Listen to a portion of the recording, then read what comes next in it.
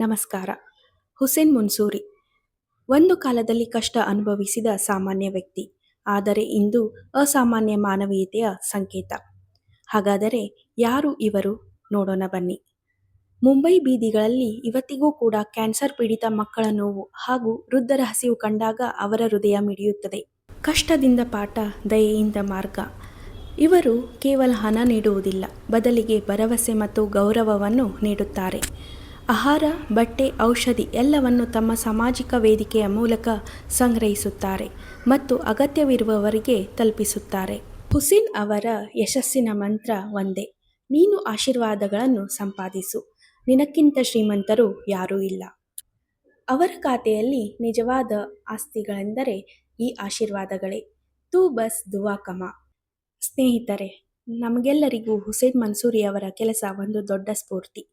ನಿಮ್ಮಿಂದ ಕೂಡ ಸಾಧ್ಯವಾದಷ್ಟು ನಿಮ್ಮ ಸುತ್ತಮುತ್ತಲಿನ ಜನರಿಗೆ ಸಹಾಯ ಮಾಡಿ. ನೀವು ಕೂಡ ಒಂದು ಭರವಸೆಯ ಕಿರಣ ಆಗಬಾರದೇಕೆ?